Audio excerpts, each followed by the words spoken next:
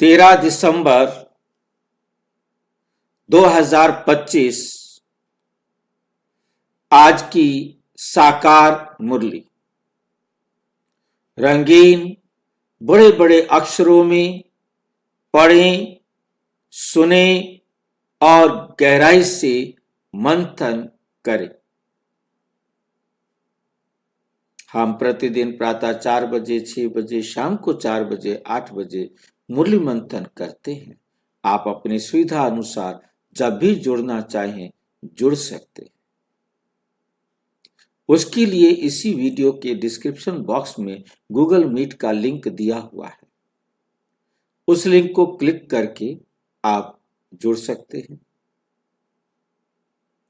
एक ही लिंक चारों समय के लिए रहता है, रोजाना के लिए रहता है। उस लिंक को सेव करके रख सकते हैं। लिंक क्लिक करने से कई बार नहीं खुलता है तो आप उस लिंक को कॉपी करके आप किसी भी ब्राउजर में पेस्ट करेंगे तो खुल जाएगा। फिर भी नहीं खुलता है तो आप ये वीडियो जो देख रहे हैं सामने, उसमें नीचे चलती हुई लाइन में व्हाट्सएप नंबर दिखाई दे रहा है, उस पर मैसेज करके आप लिंक मंगा सकते हैं, प्रश्न पूछ सकते हैं, अपना सुझाव भी दे सकते हैं ताकि हम सबका हित हो। अच्छा, ओम शांति। और विस्तार से आज की साकार मुरली का सार। मीठा मीठा बाबा, तुम्हारी ये ईश्वरीय मिशन है। दुनिया में हर एक व्यक्ति अपना कोई ना कोई मिशन लेके चलता है। पेरेंट्स, ग्रैंड पेरेंट्स बच्चों को रोजाना जो उनकी बुद्धि में होता है कि मेरा बच्चा ये बने, वो बच्चे को रोजाना याद दिलाते हैं। मेरा बेटा इंजीनियर बनेगा, मेरा बेटा टीचर बनेगा, मेरा बच्चा डांसर बनेगा, मेरा बच्चा आर्टिस्ट बनेगा, हीरो बनेगा, एक्टर बनेगा। मतलब जो भी उनके पेरेंट्स के मन में होता है वो चाहते हैं कि मेरा बच्चा ये बने, वो उसे रोजाना याद दिलाते हैं। और अब ये भी हमारा बाप है। वो हमारे टेम्परेरी बाप दादा होते थे। वो टेम्परेरी दुनिया का ही मिशन देते थे। और ये हमारा परमानेंट बाप है और ये हमको क्या मिशन देते हैं? ईश्वरीय मिशन। क्या है हमारा ईश्वरीय मिशन? तुम देवी देवता थे, वो फिर से बनो। तुम ही देवी देवता थे, तुम्हें फिर से देवी देवता बनना है। तुम सबको ईश्वर मिशन का और अच्छी तरह कौन बताएंगे? थोड़ा सा और इसमें ऐड करो। हम देवता थे, ये हमारा लक्ष्य है। इस लक्ष्य को प्राप्त करने के लिए क्या करना होगा वो और ऐड करो। इसमें पवित्र बनना है। वो आप बनेंगे और ऐड करो। खुद को पहले आत्मा समझना है और ऐड करो।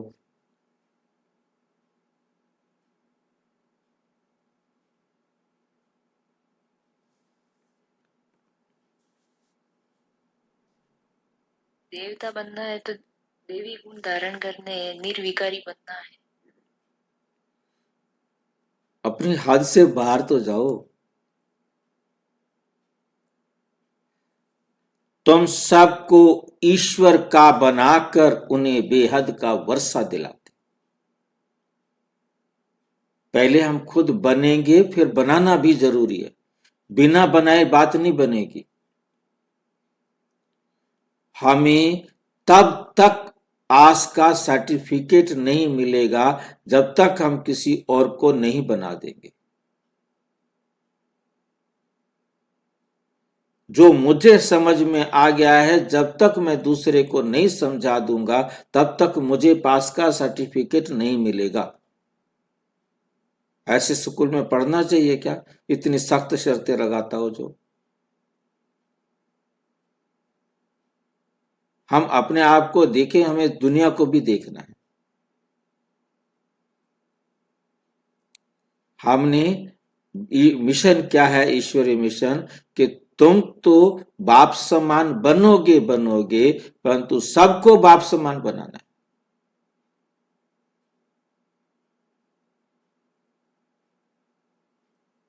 उन्हें बेहद का वर्षा दिलाना है।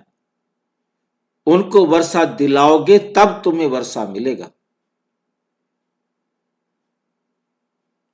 जितना औरों को दिलाओगे उतना आपके खाते में जमा होगा।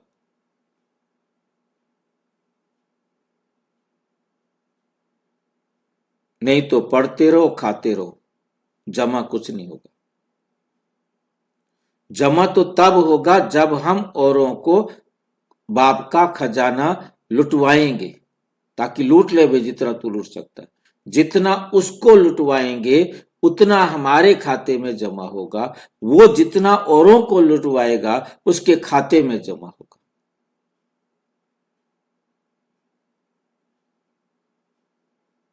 मेरे लूटने का फायदा जिसने मेरे को बताया उसको मिलेगा।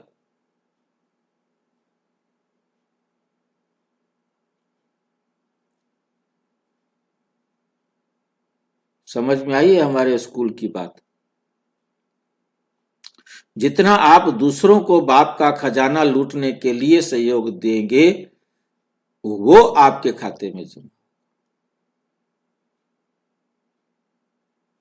बाकी मिलना हर एक को अपनी अपनी मेहनत का फल है, किसी दूसरी की मेहनत का फल नहीं मिलना। ये भी आपकी मेहनत में गिना जाता है कि आपने उन आत्माओं को बाप से वर्षा दिलाया।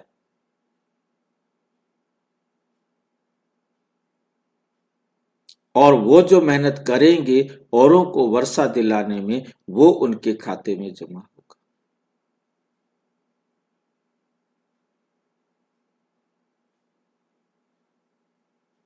ठीक है। प्रश्न, कर्म इंद्रियों की चंचलता समाप्त कब होगी? हमारे कर्म इंद्रियों की चंचलता समाप्त कब होगी?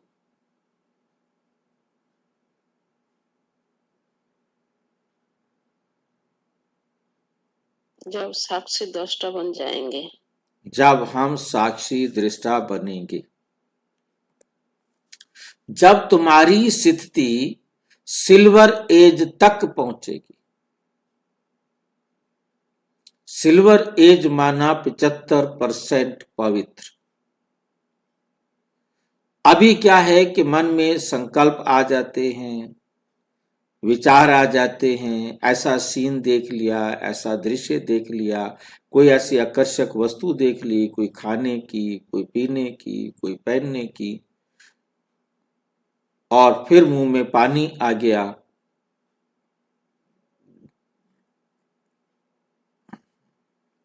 ये जो मन चंचल हो जाता है, बाबा की श्रीमत को छोड़कर हम कुछ और कर बैठते हैं, ये कब रुकेगा?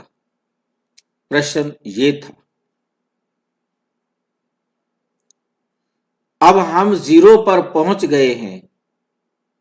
0 से हम 10 तक जाएंगे तो भी हम कलयुग में हैं। 25 तक जाएंगे तो हम कलयुग को पार करेंगे। 25% हमारे पास सुधार हुआ है तो हम कलयुग को पार हो गए, द्वापर की एज में आ गए। अभी द्वापर में भी तो विकार हैं। फिर हम और पवित्र बनते बनते हम 50% से ज्यादा पवित्र हुए, त्रेता में आए तो विकार थोड़ा कम हो गए। वो तो अभी कुछ ना कुछ तो है, संकल्प में, बोल में, दृष्टि में, वृत्ति में, कहीं ना कहीं अभी है, क्योंकि 50% तो गिरे हुए थे ना। 50% तो विकार हमारे पास आ गए ना। और जब हम 75 पर पहुंचेंगे तब हमारे बहुत शांत हो चुके होंगे। अब थोड़े थोड़े रहेंगे और पूरे तो तभी एकदम संकल्प आना बंद तो तब होगा जब हम 100% पर पहुंचे।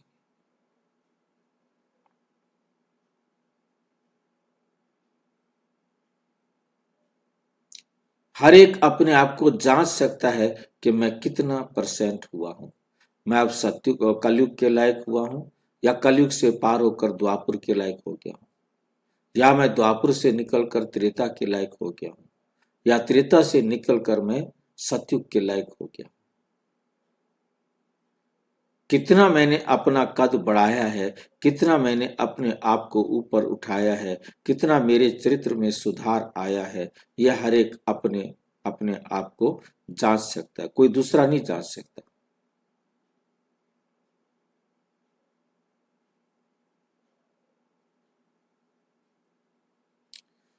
जब आत्मा त्रेता सतो स्टेज तक पहुंच जाएगी तो कर्म इंद्रियों की चंचलता बंद हो जाएगी। चंचलता माना बार बार कहीं ना कहीं बुद्धि का भटकना। अभी तुम्हारी रिटर्न जर्नी है, क्योंकि हम जीरो से अपवर्ड हो रहे हैं, जैसे आए थे उस पोजीशन तक पहुंचने का पुरुषार्थ कर रहे हैं। रिटर्न जर्नी है, वापिस जो हमने यहां छोड़ा था, जो हमने यहां बिखेर दिया था, जो यहां हमने दुनिया में बांट दिया था, वो सारा समेट कर वापिस अपनी उसी अवस्था को प्राप्त करना है जिस अवस्था से हम आए थे।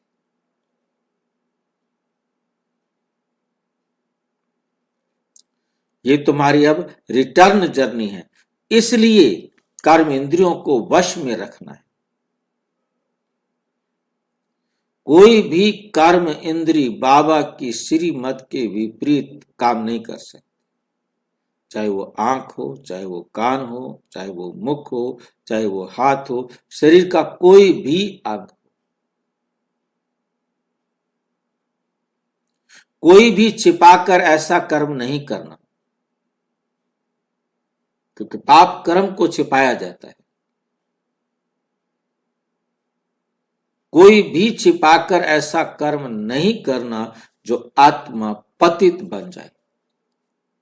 अविनाशी सर्जन तुम्हें जो परहेज बता रहे हैं उस पर चलते रहो। अविनाशी सर्जन जो परहेज बता रहे हैं उस पर चलते रहो। गीत मुखड़ा देख ले प्राणी दर्पण में, कितने पुण्य है कितने पाप है तेरे जीवन या दामन में। ओम शांति। रूहानी बच्चों प्रति रूहानी बाप समझा रहे,